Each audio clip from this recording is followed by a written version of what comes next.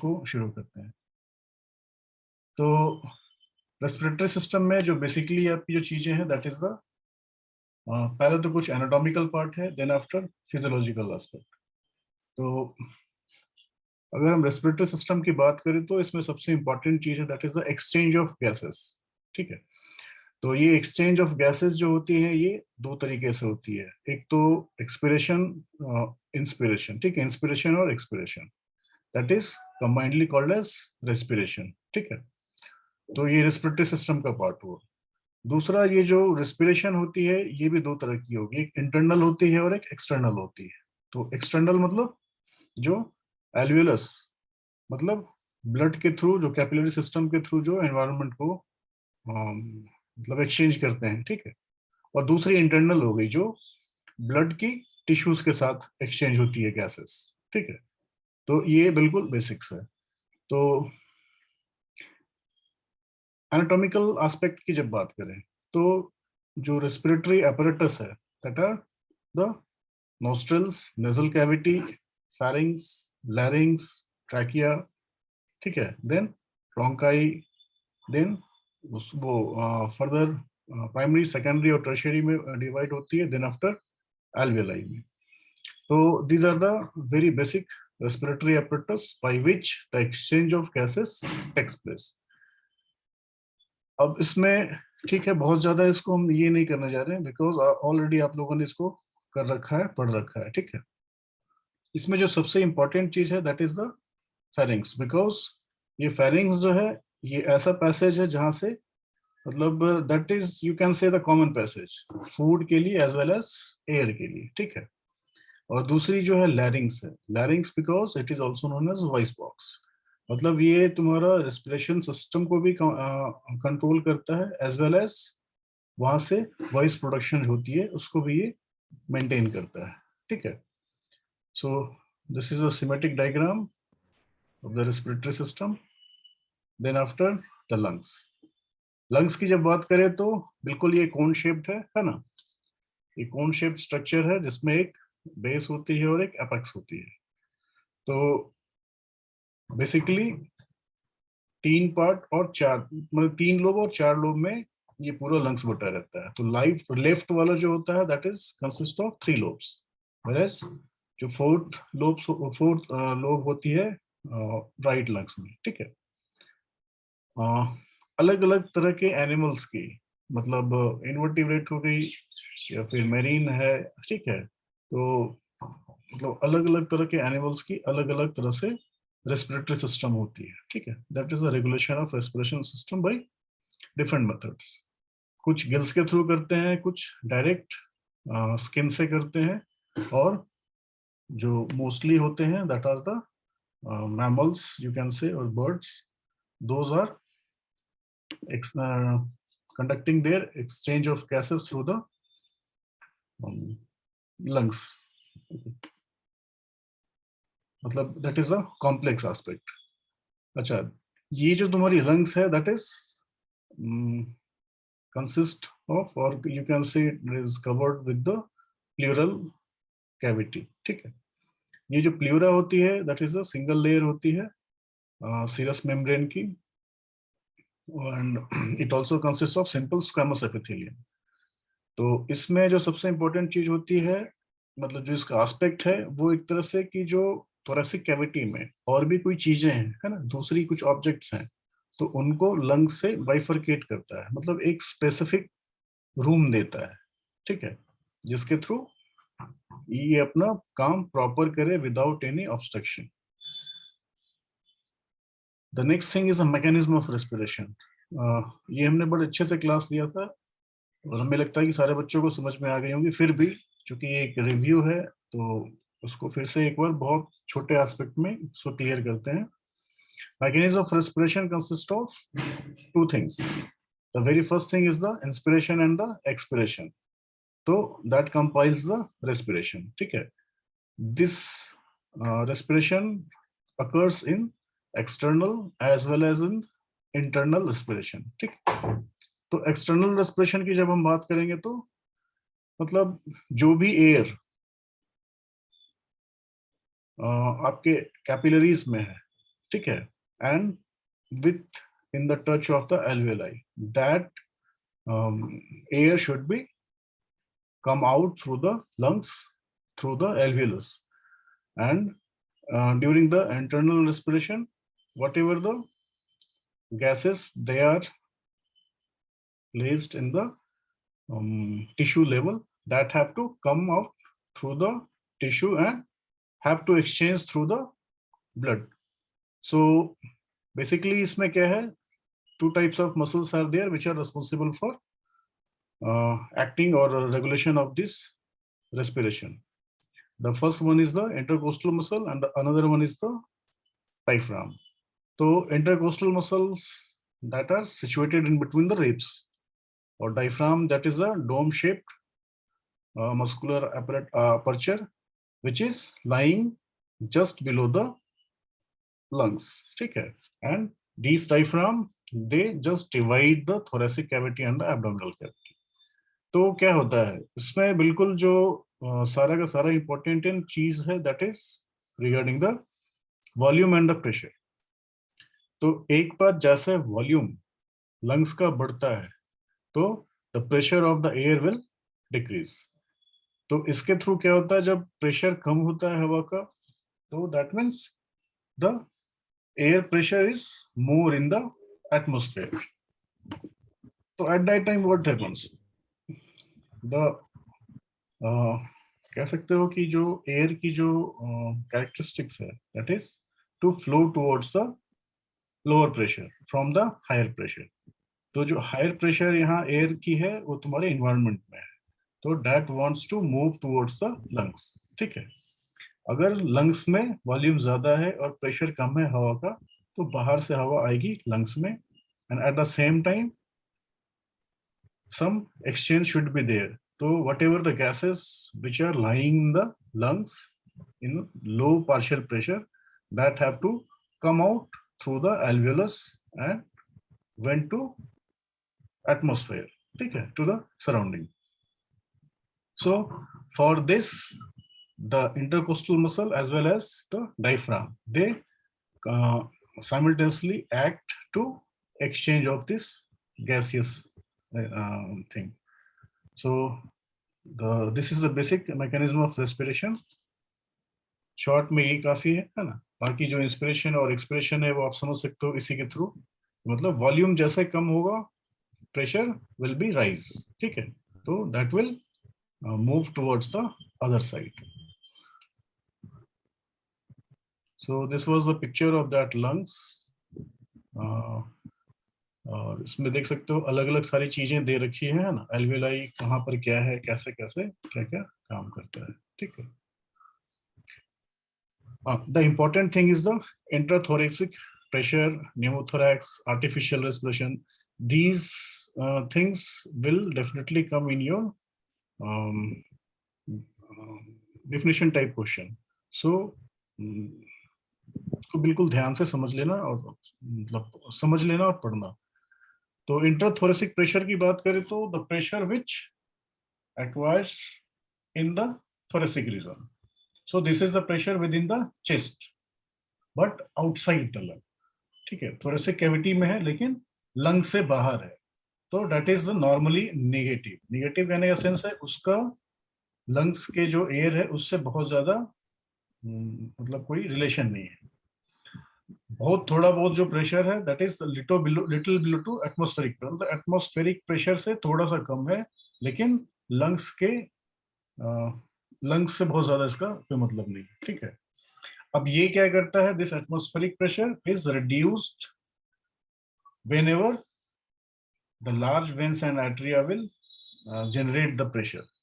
ठीक है, मतलब बाहर से या अंदर की ओर जो भी ब्लड फ्लो हो रही है उसके कारण से क्या होता है, ये प्रेशर जो इंट्राथोरेसिक प्रेशर ये कम होता है और अंदर की ओर मतलब एक टुवर्ड्स द लंग्स एक प्रेशर क्रिएट होता है. ठीक है, this is the intrathoracic pressure.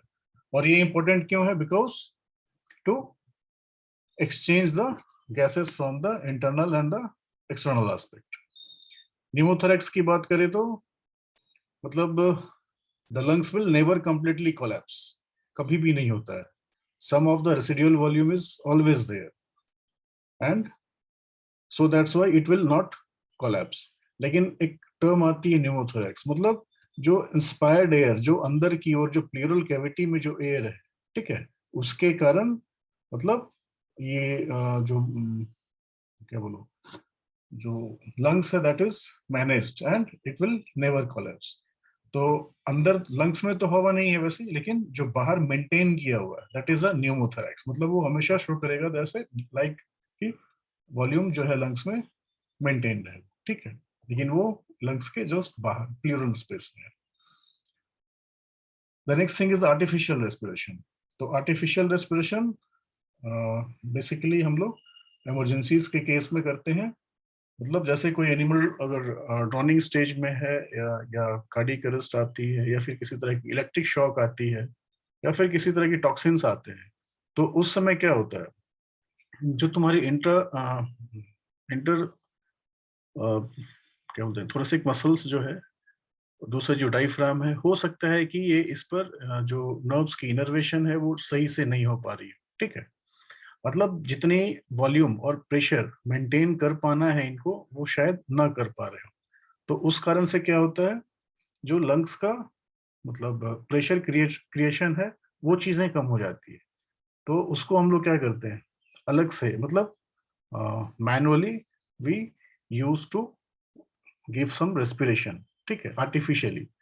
वो थ्रू माउथ भी हो सकता है या फिर थ्रू नोज भी हो सकती है, ठीक है, लेकिन बेसिकली नोज इसलिए नहीं अप्लाई होती है वहाँ क्योंकि वहाँ लंग्स ठीक से काम नहीं कर पा रहा है। तो generally we use to artificially respiration through mouth, give this artificial respiration through mouth.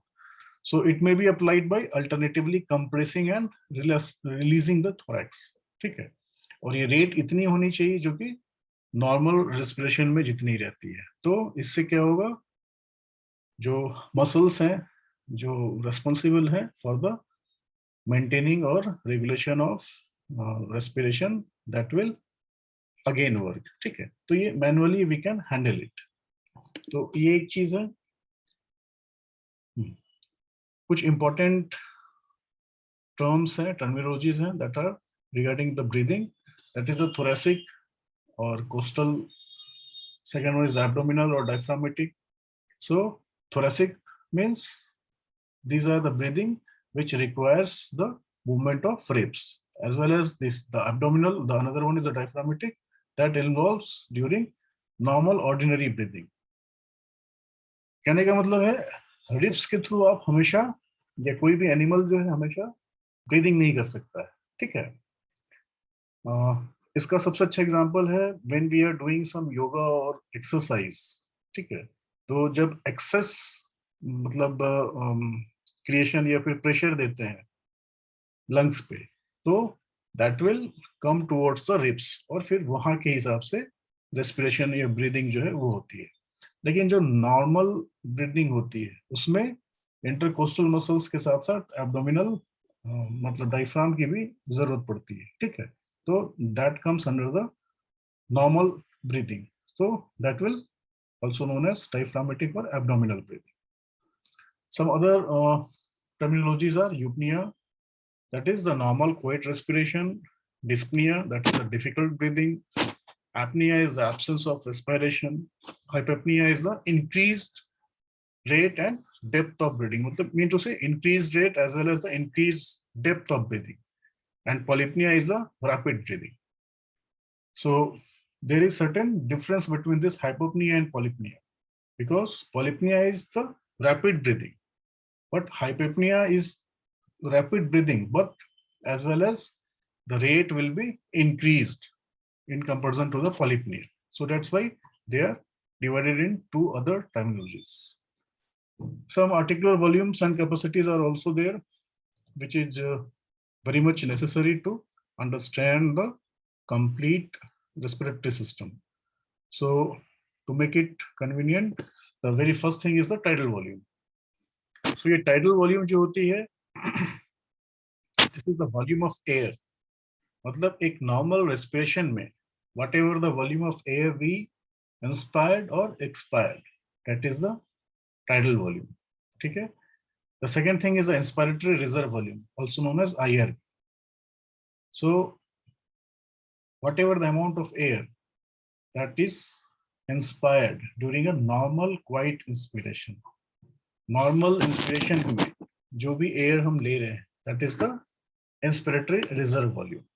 और at the same time expiratory reserve volume भी है जो normal quiet expiration में we are expiring this air to the surrounding, to the atmosphere. That is the expiratory reserve volume. ठीक है? Then it comes to the residual volume. मतलब जो amount of air, मतलब maximal expiration के बाद जो amount of air बच जाती है, that is in the lungs, that is a residual volume. ठीक है, बिकॉज पूरी की पूरी हवा नहीं निकल सकती है ना, कुछ एयर रह जाती है, that is a residual volume. And then after it is a vital capacity. So the maximal amount of air that we can expired after a maximal inspiration, मतलब that is a vital capacity.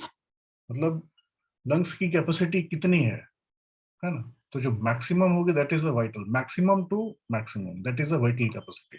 मतलब उससे ज्यादा air we can't expired, और जो rest amount बच जाती है that is a residual volume. ठीक है, सो the maximal amount of air that can be expired after a maximal inspiration. अब इसके बाद जब हम थोड़ी मैकेनिज्म में आते हैं, that is exchange of gases. तो बेसिकली जो गैसेस की एक्सचेंज होती है, स्पेशली इसमें ऑक्सीजन और कार्बन डाइऑक्साइड की होती है. तो इसके लिए सबसे इंपॉर्टेंट जो मूवमेंट होती है by which these air can be move towards the internal organ और टुवर्ड्स द सराउंडिंग और the atmosphere. So the very basic thing is required, that is the hemoglobin, because अगर ऑक्सीजन हीमोग्लोबिन के साथ मिलेगा तो that is oxy haemoglobin, और वो मतलब that oxygen will be carried from the atmosphere towards the tissues. ठीक है, तो ये ब्लड के थ्रू जाएगी. दूसरा जो वहां कार्बन डाइऑक्साइड बन रही है टिश्यूज में, that have to be exchanged through the blood in contrary to this oxygen. तो ये कार्बन डाइऑक्साइड कहाँ जाएगी? टिश्यूज से ब्लड होते हुए कैपिलरीज के थ्रू एल्वेलस, और एल्वेलस के थ्रू अगेन एटमॉस्फेयर में जाएगी. ठीक है, तो ये भी जो होती है that is also regulated with the haemoglobin. तो इसमें लास्ट क्लास में भी बताया था कि CO2 जो है हीमोग्लोबिन के साथ मिलेगी, कार्बो अमाइनो हीमोग्लोबिन बनाएगी. ठीक है, तो एक तो उसके साथ हो गई हीमोग्लोबिन के साथ, दूसरा उसके साथ प्लाज्मा के साथ भी मिलती है कार्बोनिक एनहाइड्रेस बना के. ठीक है, तो वहां से वो ब्लड में, मतलब कार्बन डाइऑक्साइड जो है ब्लड में मर्ज कर जाएगी, और उसके साथ वो कैपिलरीज तक आ जाएगी टिश्यूज से, और देन आफ्टर फिर वहां उसका एक्सचेंज हो जाएगा एल्वियोलस पे. ठीक है, ऑक्सीजन के साथ. तो इन सारे चीजों के लिए कुछ फैक्टर्स दैट आर रिक्वायर्ड, जो फैक्टर्स अभी बताया. तो इसमें जो सबसे इंपॉर्टेंट होती है परमिएबिलिटी ऑफ द मेम्ब्रेन. ठीक है, मेम्ब्रेन की permeability is the very much required factor. Then the surface area, मतलब whatever the surface area comes in the contact. अगर ज्यादा होगी तो वेंटिलेशन ज्यादा होगा, कम होगी तो जो एक्सचेंज होगी या वेंटिलेशन कह सकते हो वो कम होगी. The next thing is the relative partial pressure of gases in blood and alveoli. कहने मतलब है पार्शियल प्रेशर अगर ऑक्सीजन का ज्यादा है, ठीक है, तो इट मीन्स ये वहां से, मतलब जिस जगह पर है उस जगह से दूसरे साइड में ये जाने का कोशिश करेगा. ठीक है, तो एल्वियोलाई में कितना है और ब्लड में कितना है ये ज्यादा मायने रखता है. जिसकी पार्शियल प्रेशर ज्यादा होगी वो परमिबिलिटी, मतलब मेम्ब्रेन की परमिबिल हो पाएगा. ठीक है, तो दूसरे साइड जा सकता है. And the same time volume of blood, मतलब कितना वॉल्यूम ऑफ ब्लड जो है that is going to be expose to the alveoli. अगर कहीं किसी कारण से कुछ ऑब्स्ट्रक्शन है या फिर डिफॉर्मिटी है, ठीक है, तो जो वॉल्यूम ऑफ ब्लड होगी वो कम एक्सपोज होगी. वॉल्यूम ऑफ ब्लड कहने का मतलब है सीधा सीधा हीमोग्लोबिन. ठीक है, हीमोग्लोबिन और जो प्लाज्मा प्रोटीन्स हैं जितना कम होगा उतना वेंटिलेशन कम होगी. So partial pressure of oxygen is highest in the lung alveolar air, ठीक है। तो इससे क्या होगा, रेस्पिरेटरी मेम्ब्रेन में इसका डिफ्यूजन इजीली होगा। और जब ब्लड जो है ये टिश्यू कैपिलरीज में पहुंचती है तो उस समय ऑक्सीजन जो होता है that will be diffuse from the blood, और ये टिश्यू लेवल में कंबाइन हो सकता है, ठीक है। सो these are the various factors which just I have taught. सो जैसे ऑक्सीजन का है, ये कंबाइन होगी हीमोग्लोबिन के साथ, ठीक है। कार्बन डाइऑक्साइड जो है बाइकार्बोनेट आयन के साथ, और कार्बोनिक एसिड बनाएगी या फिर कार्बोनिक हीमोग्लोबिन बनाएगी। और एक्सचेंज होने के लिए और क्या क्या चीजें की रिक्वायर्ड है, ये जैसे एक CO2 है that is produced by the tissues and it favors release of oxygen from oxyhemoglobin. At the same time, the presence of carbon dioxide, it will makes the blood more acid, ठीक है। तो मतलब इसकी जो affinity होगी वो oxygen के through कम हो जाएगी, ठीक है। ब्लड में जो एसिडिक चुकी हो जाएगी ये, तो इसकी एफिनिटी जो ऑक्सीजन पे वो कम हो जाएगी। तो इसके कारण से क्या होगा, जो ब्लड है that will hold less oxygen. तो ये मतलब टिश्यूज लेवल से ब्लड में आने के लिए that is the most important thing. और इसी इफेक्ट को कहते हैं बोर इफेक्ट, ठीक है। तो this Bohr effect you must take in your mind. And the next thing is the metabolizing cells that have higher temperature and it need frequent oxygen to adjoin higher temperature that also releases oxygen from oxyhemoglobin, ठीक है। तो ये metabolising sales का मतलब temperature होना ज्यादा जरूरी है, ठीक है। The next thing is respiratory quotient. तो जो रेशियो होती है वॉल्यूम ऑफ कार्बन डाइऑक्साइड का, that should be divided by the oxygen, ठीक है। जो इसका रेशियो आएगा CO2 और O2 का, that will be the respiratory quotient for this gases, ठीक है। लाइक जैसे एग्जांपल के लिए बताया था कि जो रेस्पिरेटरी क्वोशिएंट होती है ग्लूकोज की, दैट इज 1, ठीक है। और अगर एक से मतलब एक से ज्यादा है तो दिस मीन्स ये कार्बोहाइड्रेट को शो कर रहा है, और अगर उससे कम है तो ये फैट को शो अप कर रहा है, ठीक है। दूसरी थी control and humorochemical factors which are involve in respiration. तो बेसिकली इसमें इंस्पिरेटरी सेंटर है, that is the important thing because that is totally regulated by the brain medulla, ठीक है। मेडुला से ये सारा कंपाइल होता है रिदमिसिटी इंस्पिरेशन की। दूसरी है its stimulation which leads to mechanical inspiration of air to the lung alveoli because the impulses are transmitted down the spinal cord और cervical segments कह सकते हो, to the phrenic nerves, intercostal nerves और intercostal muscles।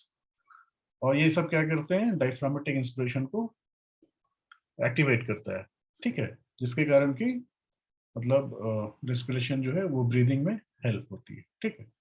तो neurons के भी बहुत ज्यादा इंपॉर्टेंट इसमें यूज है, ठीक है, specially this phrenic nerves. The next thing is expiratory neurons. ये न्यूरॉन्स जो होते हैं ये मतलब तुम्हारे लंग्स में अलग अलग जगह प्लेस्ड होते हैं, ठीक है। और ये क्या करते हैं, that is required for the force expiration. अगर कहीं जरूरत पड़ती है तो फोर्स एक्सपायरेशन में ये हेल्प करती है। फोर्स एक्सपायरेशन कब कब हो सकती है, जैसे कि अनवांटेड अगर मान लो किसी गैस चैम्बर में डाल दिया जाए किसी एनिमल को, तो क्या होगी वहाँ, वो उसको वेंटिलेशन में काफी प्रॉब्लम होगी, क्योंकि हमेशा क्या हो रही है वहाँ, एटमोस्फेयर जो एक सराउंडिंग हो गया वहां पर जो प्रेशर ज्यादा होगा that is the carbon dioxide, और आप ले तो रहे हो कार्बन ज्यादा लेकिन ऑक्सीजन नहीं आपको मिल पा रही है, ठीक है। तो वहां पर फोर्स्ड एक्सपायरेशन की जरूरत पड़ेगी। तो वो जो न्यूरॉन्स होते हैं that will help for this forced expiration. So this is the physical respiration. अलग अलग एनिमल्स का बताया था ये लास्ट टाइम भी, ठीक है। जैसे स्किन के थ्रू जो अर्थवर्म होते हैं वो रेस्पिरेशन करते हैं, ठीक है। जो इंसेक्ट्स का होता है वो एक ट्यूब लाइक स्ट्रक्चर से करते हैं, ठीक है, जिसको ट्रैकेओलस कहते हैं। फिश जो होते हैं that are ventilated their gases through the, मतलब direct through the body tissues to water, ठीक है, वो डायरेक्ट गिल के थ्रू टिश्यूज से डायरेक्ट एक्सचेंज करते हैं ऑक्सीजन और कार्बन डाइऑक्साइड वाटर के साथ। और जो मैमल्स में स्पेशली जो होती है लंग्स के थ्रू, तो इसमें हम लोग क्या करते हैं, एल्वियोलाई जो एयर सैक है उसके थ्रू वेंटिलेशन करवाते हैं ऑक्सीजन या कार्बन डाइऑक्साइड का, ठीक है। So this are the terms. तो इसमें सबसे इंपॉर्टेंट एक चीज है, that is the pneumotaxic centre, ठीक है। So this is the Hering Breuer reflex. तो हेरिंग ब्यूरो रिफ्लेक्स क्या बताता है, that it enforce the action of the pneumotaxic centre to stop inspiration and prevent over distension of the lungs.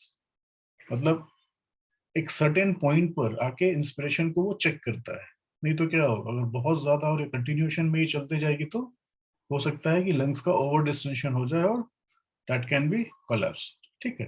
तो this the basic thing, ठीक है, बस इतना ही है। ये सारी चीजें वही है जो ऑलरेडी आप लोगों को बता रखा है, ठीक है। The last and the most important thing is the hypoxia. Hypoxia means the partial pressure of oxygen whenever it is below normal, then the animal is in the state of hypoxia. मतलब जब भी oxygen की जो requirement है वो अगर एक specific level से अगर नीचे हो जाए, उसकी पार्शियल प्रेशर नीचे हो जाए, तो that will not allow to move towards the lungs और टुवर्ड्स द एटमॉस्फेयर, ठीक है। तो उस पार्शियल प्रेशर को मेंटेन करना बहुत ही जरूरी है। अगर वो नीचे हो गया, बिलो नॉर्मल हो गई, then that condition is known as hypoxia. Hypoxia बहुत तरह के होते हैं, it differs on the different aspect of the organism, ठीक है, उसके सराउंडिंग पे और उसके एक्टिविटी पे डिपेंड करते हैं। तो जैसे एक हो गया एम्बिएंट, है ना, एम्बिएंट हाइपोक्सिया। तो एम्बिएंट हाइपोक्सिया मतलब कि एनवायरनमेंट में ही जो पार्शियल प्रेशर है ऑक्सीजन का, दैट इज लो। अगर वही लो है तो फिर अंदर कैसे जाएगा, जब भी होगा तो कार्बन डाइऑक्साइड ये बाहर जाएगा, तो वहां ऑक्सीजन की कमी हो जाएगी, ठीक है। That is the ambient hypoxia. The next is the anaemic hypoxia. मतलब अगर, क्योंकि इसके लिए सबसे इंपॉर्टेंट चीज होती है हीमोग्लोबिन, अगर किसी कारण से हीमोग्लोबिन कैरिंग कैपेसिटी, मतलब ऑक्सीजन कैरिंग कैपेसिटी जो है हीमोग्लोबिन की, वो अगर कम हो जाती है, तो that means that animal is suffering from the anaemic hypoxia. और ये कंडीशन कब हो सकती है, when there is low level of haemoglobin there. Third one is a stagnant, मतलब एक जनरल या लोकल फेल्यूर हो जाए सर्कुलेशन का, ठीक है। मतलब कैपिलरीज जो है अगर और शॉर्टर हो जाए या नैरोअर हो जाए, तो they can't have so much hemoglobin in their capillary action or capillary area, or you can say where the exchange of gases takes place.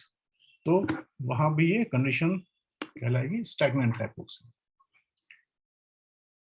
Next one is the histotonic, मतलब अगर किसी भी टॉक्सिन से haemoglobin का अगर level कम हो रहा है, तो अगेन क्या होगा, वहां they can't carry this oxygen और कार्बन डाइऑक्साइड फॉर वेंटिलेशन, ठीक है। तो उस टॉक्सिन के कारण जो भी हाइपोक्सिक स्टेट क्रिएट होगा, that is known as histotonic hypoxia, ठीक है। So these are the basic things regarding the hypoxia. अब अगर बात करते हैं adaptation of respiration during muscle exercise, तो इसमें जो रिसेप्टर्स होते हैं, that plays a very important role. तो इसमें जो सबसे पहले होती है, दैट इज एक्सरसाइज, बिकॉज ये वेंटिलेशन के लिए काफी जरूरी है, ठीक है। वेंटिलेशन जो होती है उसमें ये काफी क्रिएटिव रोल प्ले करता है। अब जैसे जॉइंट्स और टेंडन्स में रिसेप्टर्स कुछ होते हैं, जो कि जब आप ज्यादा एक्सरसाइज कर रहे हो या फिर दौड़ रहे हो, तो उस समय ये जो रिसेप्टर्स होते हैं जॉइंट्स, टेंडन्स, लेग्स में, they are playing an important role for the ventilation of air towards the lungs, ठीक। The next thing is the placement of chemoreceptor in arterial blood stream is adequate. मतलब जो chemoreceptor होती है arterial blood stream में, ठीक है, arterial blood stream में वो chemoreceptor का completely होना जरूरी है। अदरवाइज फिर वही receptors नहीं मिलेंगे तो जो chemical changes होनी है for the ventilation of gases that will affect it. The same thing is that the chemoreceptor system provides maximum stability but needs to be oscillatory behavior, although of low magnitude. माने एक छोटा भी हल्के में भी लेकिन होनी चाहिए, ठीक है. And at the same time, these chemoreceptor areas in the brain, they do not regulate ventilation during very acute formation of lactic acid, but in a residual manner and certainly for hours. ठीक, जो lactic acid बनती है ज्यादा exercise करने के बाद, उस समय ये मतलब ब्रेन जो है ये रेगुलेट ब्रेन का रेगुलेशन होना जरूरी है. अगर किसी कारण से नहीं हो पाता है, then it will be difficult for an animal to exchange their gases normally. ठीक है. So these are the things. We have 1 minute left. If any question is regarding to any student, please ask it. कोई भी question अगर लगता है इस regarding कि sir कहीं कुछ मिस कर रहे हैं या फिर कुछ और ऐड कर सकते हो, तो कल का क्लास भी स्पेशली इसी पे रहेगा. प्रैक्टिकल एस्पेक्ट बहुत ज्यादा नहीं है, वो करते हैं हम लोग, ठीक है. वो आप बता